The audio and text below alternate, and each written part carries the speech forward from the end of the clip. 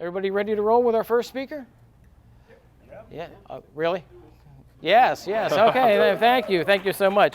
So, all right. So, first in line is Tomas Lars. Yes, sir. I'm going to pronounce things In Spanish, poorly. Lares. Laris. Okay, I can't roll the R's, so I'm on that one. He is going to talk about human trafficking.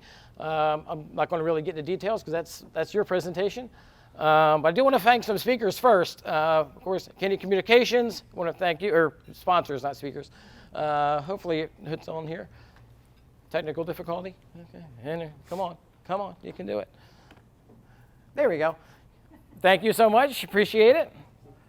And Event Security Services, I see some employees back there. Thanks for coming. And we're outdoor. Where's your... Gene, you're going to kill me. Outdoor. Street outdoor. Oh, my. Thank you, Gene, for your sponsorship as well. Oops. Here's the new guy going to come up here. Now, he has quite the resume, so... Yes, pretty massive resume. We'll hit some highlights. 33 years of human services experience in local, state, national level, managing and starting nonprofits and public advocacy initiatives. He was in 2005, he was instrumental in facilitating one of the first human trafficking seminars in Central Florida, where over 100 individuals and stakeholders attended. So we're half of that group right here, so that's a good thing. Man, there's just so many. It's okay. You good? You want some more? Yeah, let's do it. There's a bunch of stuff he'll love to tell you. So we're going to get right on to the meat and potatoes of this. And welcome. Thank you. Thank you, Jim. And this is not necessarily working, or you can just hit if you need to. Okay. This should be good, right? Good to go. There we go. So good morning, everyone. This is a 5-hour seminar, so I'm only going to take 3 hours, though, Jim. That's okay. Thank you. Not a problem. We got him here now. So. Not really. We're going to go a little bit quickly just through some highlights. But as Jim stated, I started here in Central Florida as one of the first advocates back in 2004 and worked with the Innocence Lost with the FBI, who were the first agency really investigating this issue.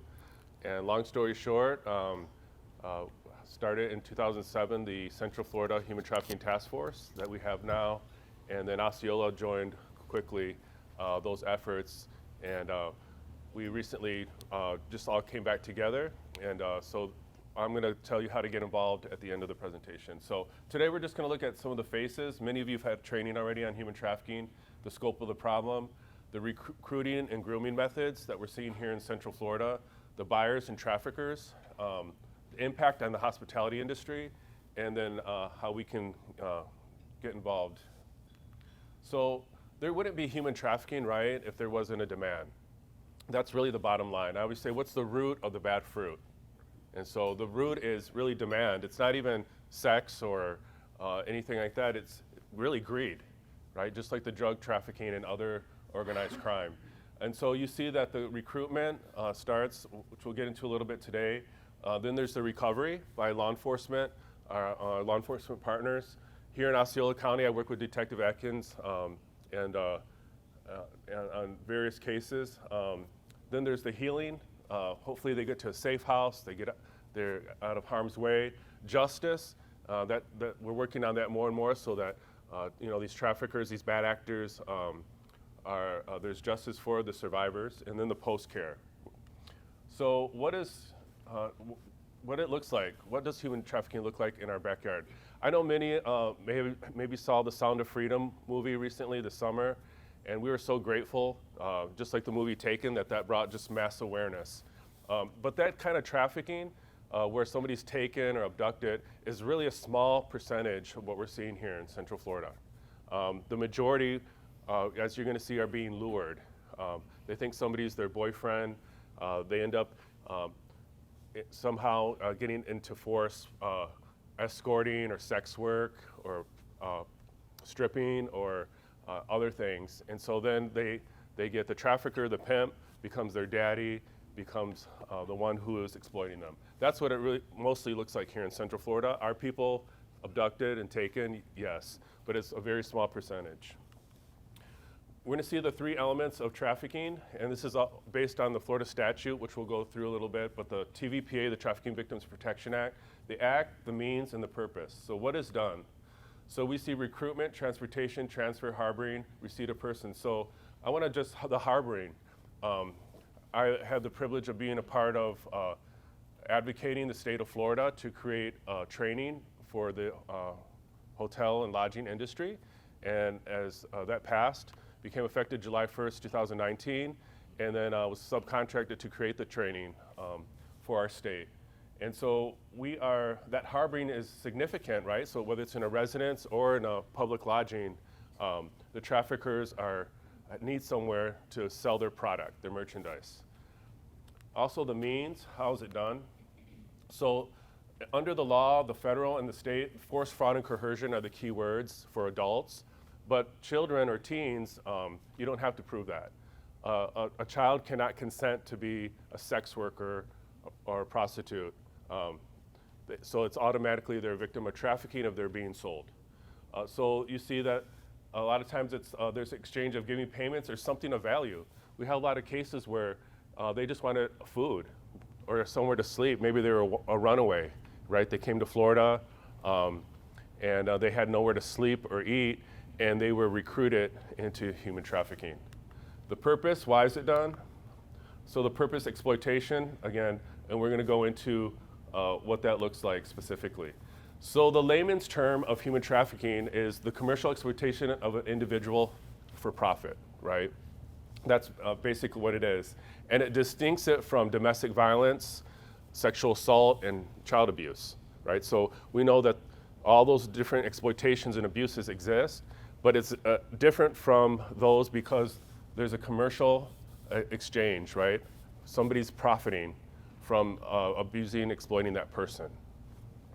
So you're gonna hear the term modern day slavery a lot to exchange with human trafficking. Victims are controlled, forced, manipulated into doing something they wouldn't otherwise be doing for little to no pay.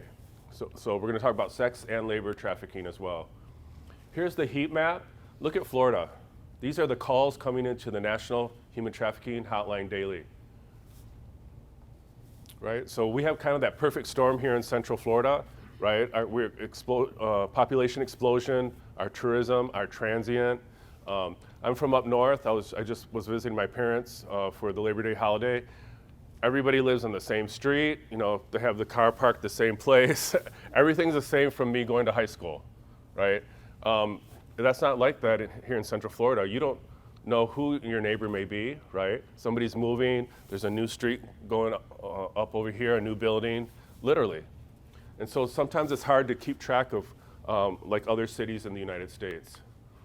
The most common forms, and we don't have the 2022 stats yet, those will be coming out late in October, but sex and labor trafficking, think of human trafficking, right, as the umbrella, and underneath is sex and labor. So they're both occurring, and then those are broken down as well.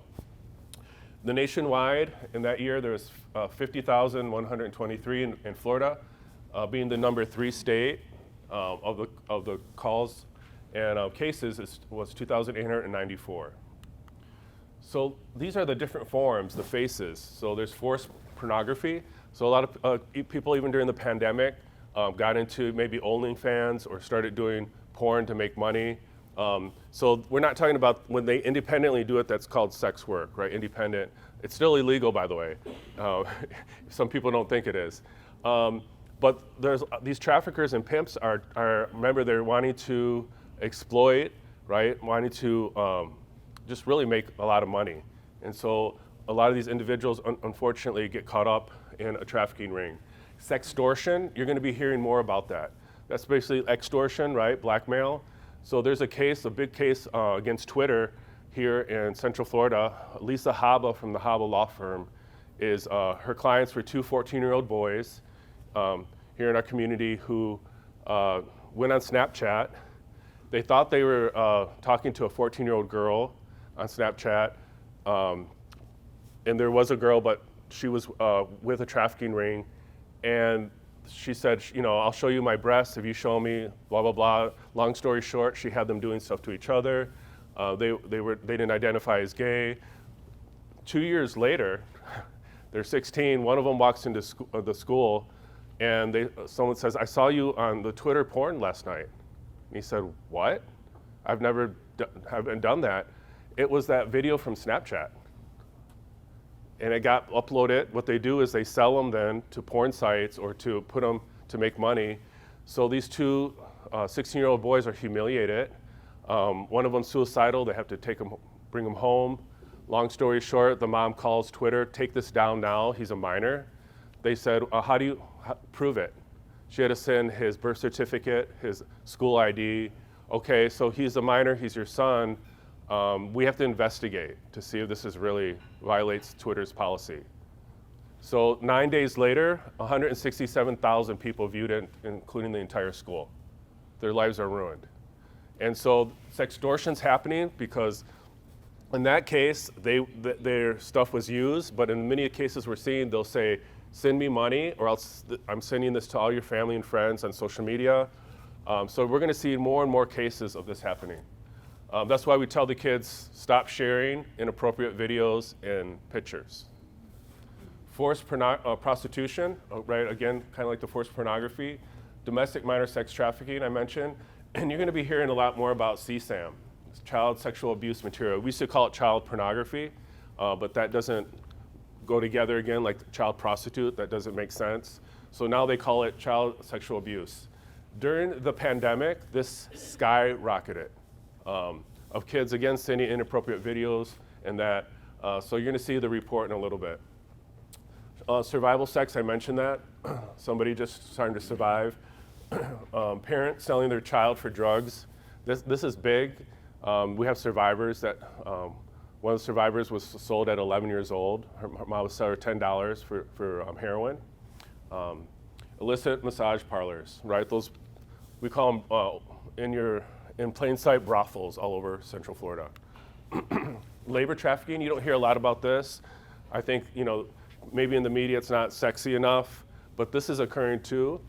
Forced labor, domestic servitude, and child labor. Have you seen those kids going around Central Florida with the Dollar Tree items, and they may go to your home or business? There's some false nonprofits here.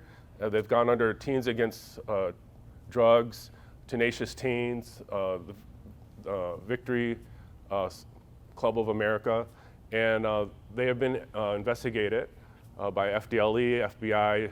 DCF has some cases with kids being exploited by this group. They say they're gonna get a scholarship or a weekend to Disney World, all paid, and it's all false.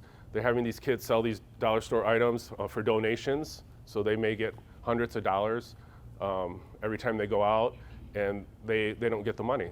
You know, sometimes they only get $5 if they're lucky. So this is a form of child labor because of the deception and who's profiting. So there's a list there. We see that, again, the panhandling, this is occurring as well, where people are being forced. So remember I said there wouldn't be human trafficking if there wasn't demand. Look at that triangle. Tomorrow we could recover every victim in the United States, right? And how many think there would be another victim, somebody victimized tomorrow, right? They're gonna find the vulnerable, or what I told you, even extorting our kids. If every trafficker was arrested today, would there be another trafficker tomorrow, right? Because there's a demand, right? It's a business. But what if we got the buyers, right?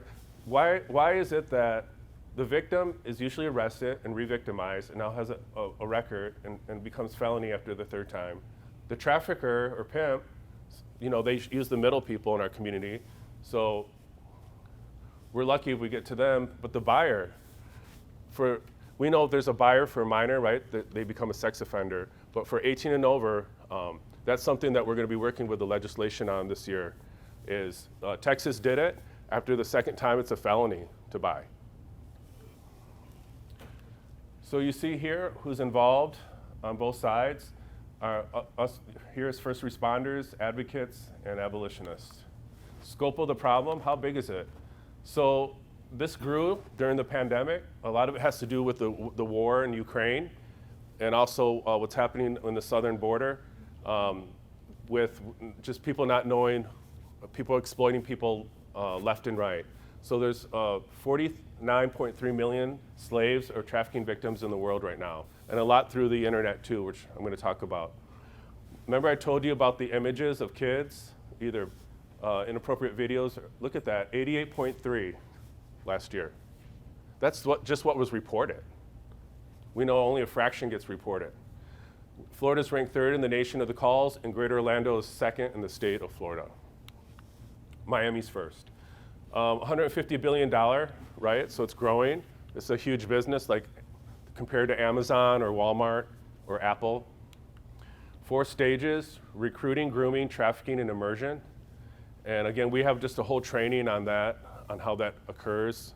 And it's so hard for people to put their mind around, especially why does not the girl leave, right, or the boy? So here are digital gateways. Ladies and gentlemen, we're in the digital age, right, whether we like it or not. We have the social media, it's recruiting, websites, apps, and gaming. So we're seeing more boys being recruited on gaming. There's a case where a kid thought he was talking to another kid his age, and it was really a 47-year-old man from Wisconsin when he was tracked, saying, "Come meet me, I'm gonna be in Florida, come meet me somewhere." So who knows if he may be just a pervert, a sex offender, or somebody recruiting into human trafficking. I didn't put it up here, but the AI as well, artificial intelligence, where they're masking people's voice. You think you're talking to your best friend, and also masking faces. So we're gonna see more of that. Buyers, right, are creating the demand. People always say, Tomas, how come you're exaggerating? People can get out of this. They can, if they're at a shady motel, they can just walk out or tell the management. Well, we live in a culture of abuse, right? We have for generations. Harvey Weinstein in 2016, how many know that people were probably getting sexually assaulted before Harvey Weinstein became the poster child for this, right? The Me Too movement. How many know that, look at all that, domestic violence, kids being molested, Jeffrey Epstein, right, the ring he had. This has been occurring for generations. The good news is I feel like our culture and this new generation is not gonna put up with this, right? So there's a light being shined, finally. So we have examples of how this is happening, occurring. So the traffickers, the greed, remember that's the root for them. So traffickers, organized crime, the FBI put this list together, all these different syndicates, right? A lot of times we only see in the news the gangs or the pimps, and sometimes the cartels that are active. So they're master manipulators, we know that. They call them Romeos at first. Knowing the signs, you can identify human trafficking. So some of the signs that you may see where your sector is in your position, presence of a third party that insists on interpreting, right, controls ID, money, phone, even their speech, including very little to no eye contact, appears submissive or fearful. And the branding, tattoos, a lot of times you would see the tattoos of the pimp trafficker. Charms we're seeing more of, right, because they know that law enforcement and others are onto them. Jewelry indicating ownership. One of the disturbing things during the Super Bowl outreach was a girl had the QR code in the back of her hair, and you could put your phone on it, and it came up with like a menu. And so literal property and branding. The movement to stop human trafficking. So I talked about the federal law. We see the Florida statute, 78706. The hotel training law came, House Bill 851. And then this year we advocated, and the Attorney General Ashley Moody appointed me to chair our housing standards. The council, her council did, on safe houses. Where do you put these individuals, right, in the middle of the day or the middle of the night? So there's safe houses already throughout Central Florida, but there's no standards. There's no certification. So we're going to be the first state to pass that. It passed. Governor DeSantis signed it in May, and next year it'll be effective. Senate Bill 1690. So good news. There's our Florida statute again. And the House bills for public lodging was act relating to human trafficking, creating and requiring the owner or operator of public lodging establishment to train certain employees and create certain policies relating to human trafficking by a specified date. So that is now effective. Many of the hotel chains have their own training now that have been approved. Here we see trafficking networks often rely on legitimate businesses like hotels to sustain their illegal operations and infrastructure. Traffickers may use hotels to house victims in transient or to sell their victims forced services. The criminal activity risks safety and security of hotel businesses as well as the legitimate hotel customers. So that's the whole thing. And I know that we are, the tourist capital, and what I've even told our mayors and leaders is we want to be proactive, right? It's not the good citizens and sports fans and families on their holiday. It's these bad actors, right? That we want to send a message that they're not welcomed here in Central Florida. So hotel businesses have a unique role to play in the fight against human trafficking. So here are some of the red flags for the front desk that we've seen. Well, I know they're not allowed to pay in cash, right? That was always a red flag in those beginning days. Little to no luggage. Are their boyfriends significantly older?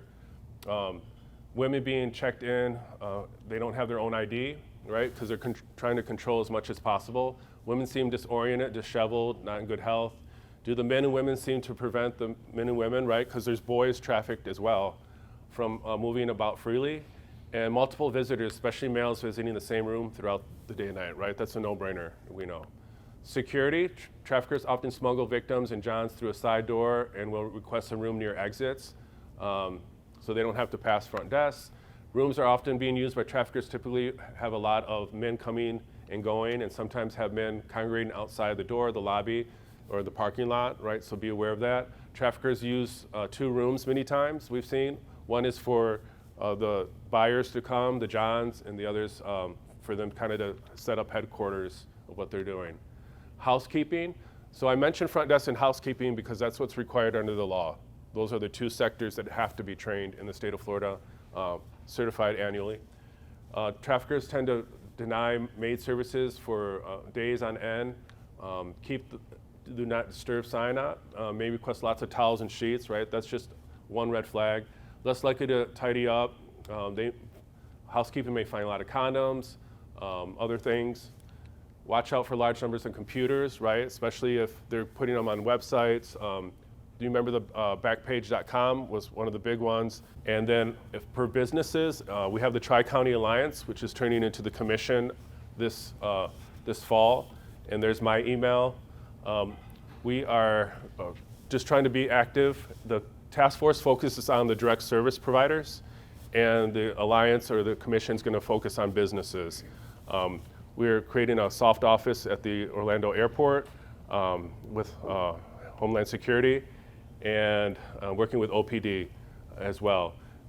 We'll be training, we've already trained Lynx buses, Sunrail, we'll be training Brightline. So we're trying to go into all the different sectors of businesses that may see potential victims. There's the national number that I've referred to. Of course, if it's something imminent danger, call 911. And then for minors, we're mandated to call the abuse hotline, which many of you already do. If you see something, we say and do something. Stop Human Trafficking is our website.com. And my favorite quote, you may choose to look the other way, but you can never again say you did not know. So thank you for your time. This is our conference you'll find on the website in 2024. And thank you for the opportunity to share. But how about vacation rentals? There's far, far more vacation rentals in Osceola County, which is the vacation rental capital of the world, where this is happening, that your presentation focuses on hotels. Yep. What training or advice have you put together to address this issue, which I personally believe is far more rampant in vacation home rentals than it is our hotels?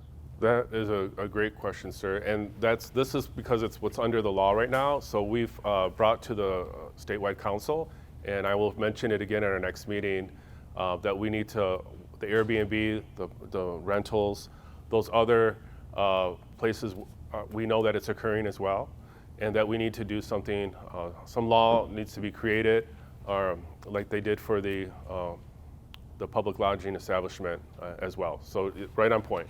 Thank you, sir. Yes, ma'am.